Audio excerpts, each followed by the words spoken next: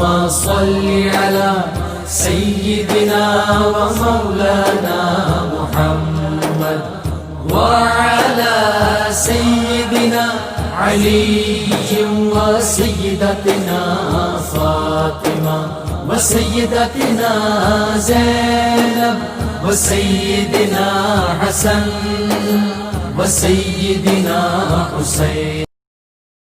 اعوذ باللہ من الشیطان الرجیم. بسم اللہ الرحمن الرحیم. الحمد للہ رب العالمین والصلاة والسلام علی اشرف الانبیاء والمرسلین واہل بیتہ الطیبین الطاہرین المعصومین. اما بعد. سورہ مبارکہ رعد آیت نمبر 6 سے آیت نمبر 13 6 to 13.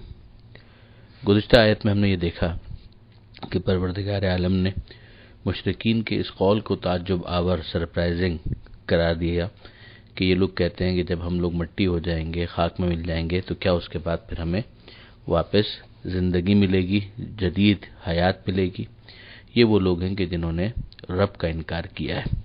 یعنی گویا پیغمبر اکرم کو سمجھایا جا رہا ہے کہ حبیب اصل میں تو یہ اللہ کی قدرت کا انکار کر رہے ہیں. وہ پیغام جو پیغمبر اکرم لے کر آ رہے ہیں اسی رب کی طرف سے ہے.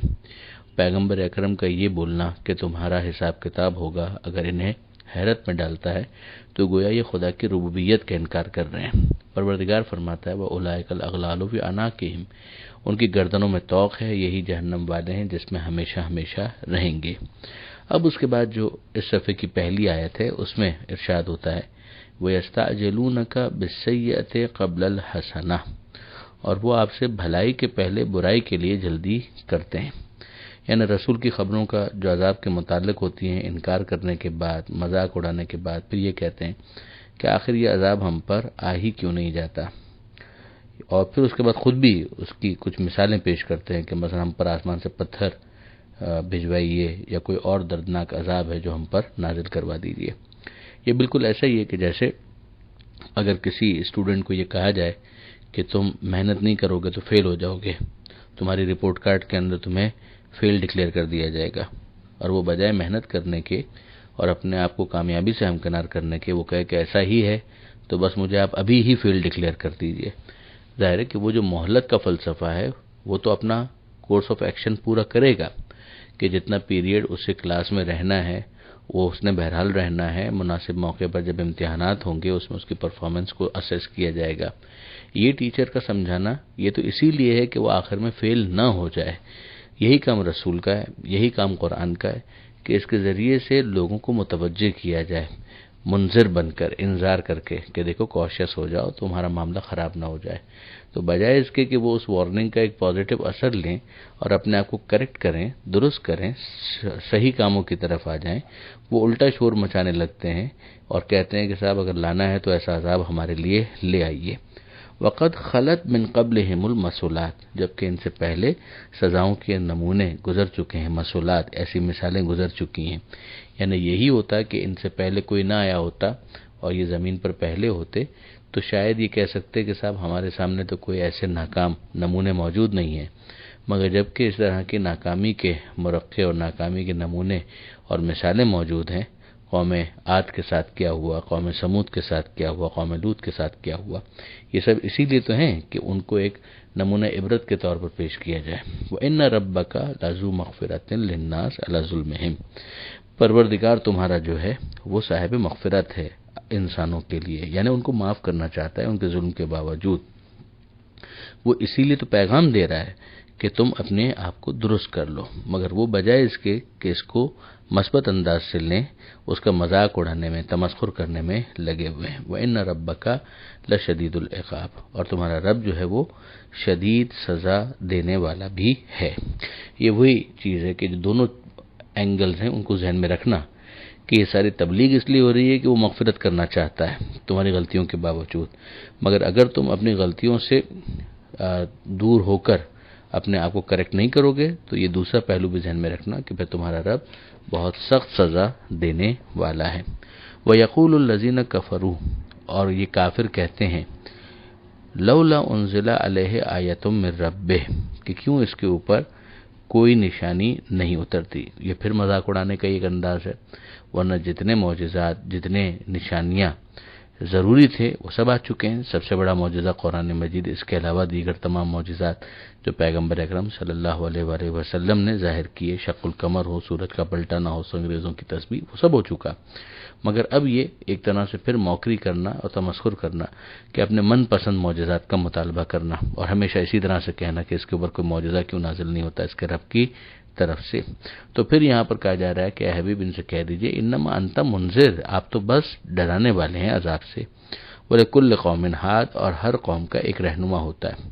یہ جو جملہ ہے اس کے ذریعے سے سمجھایا جا رہا ہے کہ رسول کا کام فرمائشی معجزات دکھلانا نہیں ہے، وہ معجزات جسٹیفیکیشن کے لیے ہوتے ہیں کہ جس کے ذریعے سے یہ اسٹیبلش کیا جا سکے کہ یہ خدا کا نمائندہ ہے۔ ورنہ معجزات کے ذریعے سے صرف اگر تماشا کرنا مقصود ہوتا تو پھر وہ اصل پیغام جو ہے وہ تو پھر نظر انداز ہو جاتا اور انہی مطالبات کو پورا کرنے میں ہی سارا وقت صرف ہو جاتا۔ تو پروردگار عالم وہ بنیادی جو علت ہے پیغمبر اکرم کے بھیجنے کی اس کو سمجھا رہا ہے کہ حبیب آپ کا کام تو یہ ہے کہ آپ انذار کریں، وَلِكُلِّ قَوْمٍ هَادٍ، اور ہر قوم کا ایک رہنما ہوتا ہے۔ یہ جو لِكُلِّ قَوْمٍ هَادٍ کہا اس کے ذریعے سے ہمیں سمجھ میں آتا ہے کہ بعد میں بھی یہ سلسلہ رہے گا کہ لوگ آتے رہیں گے اور ان کے لیے ہر زمانے کے اندر ایک ہدایت کرنے والا ہوگا۔ بے شک آخری ختم نبوت کے بعد جو آخری پیغام تھا وہ تو آ چکا، مگر اس پیغام کا وہ آفیشل اسپوکس پرسن ہوگا۔ اور یہ کون ہوگا؟ پیغمبر اکرم کے ساتھ، پیغمبر اکرم کے بعد امیر المومنین حضرت علی علیہ السلام کی ذات، اور اس کے بعد پھر جتنے ائمہ ہیں ان سب کا یہی کام ہوگا کہ وہ پیغمبر اکرم کی نمائندگی میں گویا ہدایت کے فریضے کو انجام دیں گے۔ یہ تفسیر علی ابن ابراہیم کمی کے اندر تو آیا ہی ہے کہ جس کے اندر یہ کہا، چھٹے امام سے یہ روایت بھی ہمارے پاس موجود ہے کہ المنذر رسول اللہ صلی اللہ علیہ وآلہ وسلم کے منذر سے یہاں پہ مراد رسول کی ذات ہے اور ہادی سے مراد امیر المومنین کی ہے، وبعدہ الائمہ، اور جو ان کے بعد ائمہ معصومین علیہم السلام ہے۔ اسی طرح سے برادران اہل سنت کی کتابوں کے اندر بھی امام فخر الدین رازی نے ابن عباس سے یہ روایت کی ہے کہ وضع رسول اللہ یدہ علی صدرہ، کہ حضور صلی اللہ علیہ وآلہ وسلم نے اپنے سینے پر ہاتھ رکھا اور یہ کہا فقال انا المنذر، کہ میں ہوں وہ منذر، یعنی جس کا ذکر اس آیت کے اندر آیا ہے۔ ثم اوما الی منکب علی، اور اس کے بعد پھر حضرت علی علیہ السلام کے کاندھے پر ہاتھ رکھ کر یہ کہا، اشارہ کر کے کہا وقال انت الہادی، کہ علی تم ہو ہدایت کرنے والے، بک یہتدی المہتدون، اور تمہارے ذریعے سے ہدایت پانے والے ہدایت پائیں گے، من بعدی، میرے بعد۔ تو اب یہ جو عنوان کے تحت جو بیان کیا گیا، ورنہ ظاہر ہے کہ انذار کا جو مفہوم ہے وہ بھی عموم رکھتا ہے اور ہدایت جو ہے اس کے اندر بھی عمومیت پائی جاتی ہے، مگر یہ عنوان کے ذریعے سے، پراپر ناؤن کے ذریعے سے، جیسے ہم دیکھتے ہیں کہ ساقی کوثر مولا کائنات کا لقب ہو گیا، جبکہ ہر معصوم جو ہے وہ کوثر سے سیراب کر سکتا ہے، مگر ایک عنوان کے تحت، ایک ٹائٹل کے تحت یہ کسی شخصیت سے کسی خاص موقع پر مخصوص ہو جاتا ہے۔ آگے جو ہے پروردگار عالم اپنی قدرت کی طرف متوجہ کرتا ہے اور فرماتا ہے اللہ یعلم ما تحمل کل انثی، اللہ جانتا ہے جو پیٹ میں لیے ہے کوئی عورت، یعنی جب پریگننسی کے دوران، حمل کے دوران جو خاتون حمل کی جو کیفیت میں ہوتی ہیں، تو جو اس نے اٹھایا ہے، جو اس نے کیری کیا ہے، وہ لڑکا ہے، لڑکی ہے، اچھا ہے، برا ہے، خوبصورت ہے، بدصورت ہے، اس کے کیا خواص ہوں گے، اللہ خوب جانتا ہے۔ یعنی پروردگار عالم کے علم میں یہ ساری چیزیں موجود ہیں۔ یہ اگر آپ پیچھے سے دیکھیں تو وہ جو اعتراض تھا ہمیں کون زندہ کرے گا، اس کا بھی یہ جواب ہے، اس کا بھی یہ جواب ہے کہ آیت کیوں نازل نہیں ہوتی، معجزہ کیوں نہیں آتا۔ تو معجزات اگر اس اعتبار سے دیکھا جائے تو پروردگار عالم کے کتنے ہی معجزات جو ہیں وہ تو ہمارے روز مشاہدے کے اندر ہیں، پروردگار عالم کی قدرت کو سمجھانے کے لیے کہ جو حمل کی جو کیفیت ہے، یہ جو ایمبریولوجی ہے، یہ خود کوئی چھوٹی نشانی تو نہیں ہے۔ اللہ یعلم ما تحمل کل انثی، اللہ جانتا ہے جو پیٹ میں کسی عورت کے، وما تغیض الارحام وما تزداد، جو کمی ہوتی ہے اس کو بھی جانتا ہے اور جو اضافہ ہوتا ہے اس کو بھی جانتا ہے۔ یعنی وہ تمام الخلقت ہوگا، کمپلیٹ ہوگا، یا اس کے اندر خدا نہ کرے کوئی نقص رہ جائے گا، خدا کے علم میں۔ اسی طرح سے مدت حمل، اس کی کمی یا زیادتی، کون پورے 9 مہینے کے بعد، کون 9 مہینے سے پہلے، کون 9 مہینے کے بعد تھوڑا باہر آئے گا، یہ سب پروردگار عالم کے علم میں ہے۔ وَكُلُّ شَيْءٍ عِندَهُ بِمِقْدَارٍ، اور ہر چیز اس کے یہاں ایک مقررہ مقدار میں ہے۔ عالم الغیب والشہادہ، وہ غیب کا بھی جاننے والا ہے، وہ شہود کا بھی جاننے والا ہے، الکبیر المتعال، اور وہ بزرگ و بالا ہے۔ یعنی پھر یہ غیب اور شہود کی بات پہلے بھی آئی تھی کہ غیب اور شہود یہ انسان کے لیے ہوتا ہے، خدا کے لیے کوئی چیز غیب ہے ہی نہیں۔ یعنی یہ انسان ہے کہ کچھ چیزیں اس کی آبزرویشنل رینج میں ہوتی ہیں، مشاہدات کی رینج، اور کچھ ایسی چیزیں ہوتی ہیں کہ جن کو وہ اپنے سینسز کے ذریعے سے نہیں دیکھ سکتا، نہیں سن سکتا، نہیں محسوس کر سکتا۔ مگر جو چیزیں انسان کے لیے قابل احساس نہیں ہے، قابل مشاہدہ نہیں ہے، وہ اس کے لیے غیب ہے۔ پروردگار عالم کے لیے کوئی چیز غیب نہیں ہے، وہ سب کا سب بالکل شہود ہی کی منزل پر ہے، اور پروردگار عالم سے کچھ بھی چھپا ہوا نہیں ہے۔ اسی کی ایک تطبیق کہ اس کی امپلیمنٹیشن کہ سواء منکم من اسر القول ومن جہر بہ، یکساں ہیں تم میں سے وہ جو چپکے چپکے باتیں کرے اور جو اونچی آواز سے بات کرے۔ یعنی خدا کے حاضر و ناظر ہونے کو سمجھایا جا رہا ہے کہ یہ جو تم چھپا کر بات کرتے ہو تو دوسروں سے چھپتا ہے، خدا سے کچھ نہیں چھپتا، اور جو تم اعلان کر رہے ہو تو جتنوں کے سامنے تم نے اعلان کیا ہے ان تک یہ بات پہنچی ہے تو خدا تک بھی پہنچی ہے، اور خدا پہلے سے بھی جانتا ہے، اور جن تک نہیں بھی پہنچی خدا اس سے بھی واقف ہے۔ ومن ہوا مستخف باللیل، اور کون تم میں سے رات کے پردے میں چھپا ہوا ہے، خدا اسے بھی جانتا ہے۔ وہ سارب بالنہار، اور جو دن میں روانہ ہوتا ہے خدا اس سے بھی واقف ہے۔ یعنی تمہارا کسی جگہ پر قیام کرنا رات میں خدا سے وہ بھی مخفی نہیں ہے، اور تمہارا کہیں پر روانہ ہو جانا دن میں خدا سے وہ بھی مخفی نہیں ہے۔ پھر اسی غیب کی دنیا کی مزید وسعتوں کو سمجھاتے ہوئے کہ لہو معقبات من بین یدیہ ومن خلفہ، اس کے لیے معقبات ہیں، یعنی یہ انسان کے لیے معقبات ہے۔ معقب کا مطلب ہوتا ہے پیچھے پیچھے آنے والے، یعنی اس کو فالو کرنے والے، چیز کرنے والے، اس کے پہرے دار۔ یہ پہرے دار کون ہے؟ امیر المومنین علی علیہ السلام نے نہج البلاغہ میں یہ ارشاد فرمایا کہ ان مع کل انسان ملکین، کہ ہر انسان کے ساتھ دو فرشتے جو موجود ہیں۔ یعنی ایک تو وہ کاندھے پر بیٹھے ہوئے ہیں جو لکھ رہے ہیں، ان کی بات نہیں ہو رہی، ان کے علاوہ یہ حفاظت کرنے والے ہیں، یحفظان ہی، تو وہ اس کی حفاظت کرتے ہیں۔ کئی ایسے موقع آتے ہیں زندگی کے کہ جہاں پر انسان حیرت میں ہوتا ہے کہ یہاں میں بچ کیسے گیا، یہاں سے میں نکل کیسے گیا، یہ جو ناگہانی ایک آفت سی محسوس ہو رہی تھی اس سے میں کیسے باہر آ گیا۔ ایسے موقعوں پر یہ نظام قدرت، یہ نظام پروردگار ہے کہ جس میں خدا ان فرشتوں کے ذریعے سے انسان کی حفاظت کرتا ہے۔ تو ارشاد ہوتا ہے لہو معقبات، اس کے لیے پہرے دار ہیں، اس کے سامنے سے بھی، من بین یدیہ ومن خلفہ، اور اس کے پیچھے سے بھی، یحفظونہ من امر اللہ، جو اللہ کے حکم سے اس کی حفاظت کرتے ہیں۔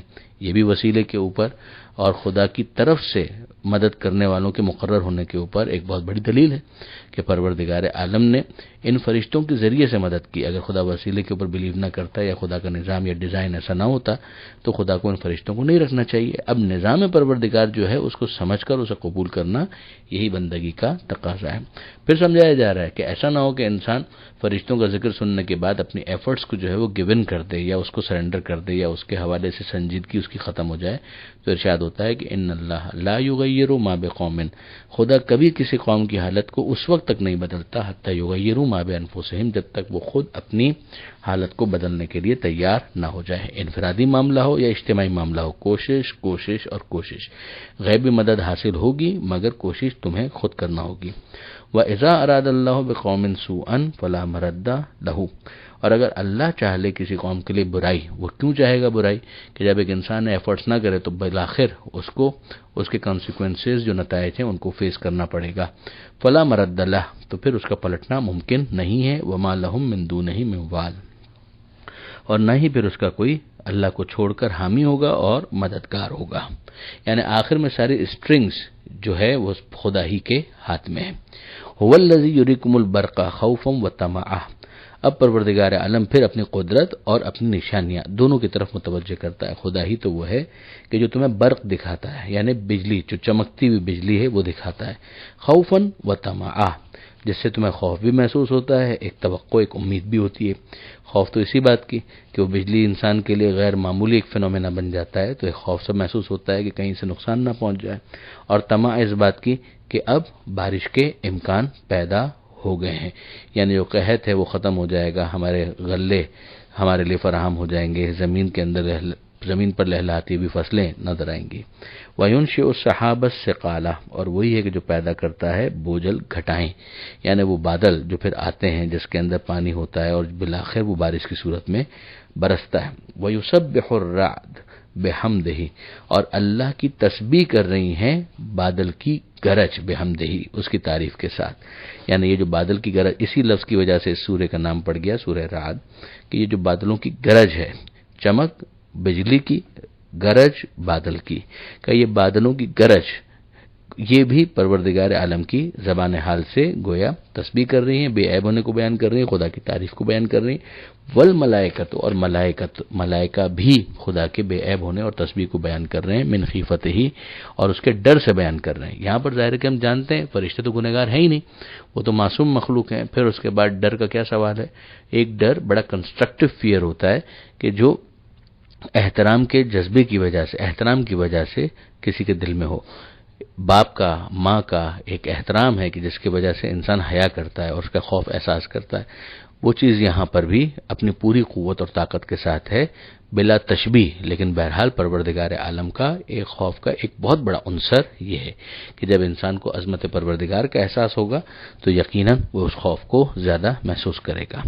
وَيُرْسِلُ الصَّوَاعِقَ، اور خدا ہی ہے کہ جو گراتا ہے، بھیجتا ہے ان بجلیوں کو کہ جس کے نتیجے میں ہلاکتیں بھی ہو جاتی ہیں اور بہت سارے مسائل کا بھی انسان کو سامنا کرنا پڑتا ہے۔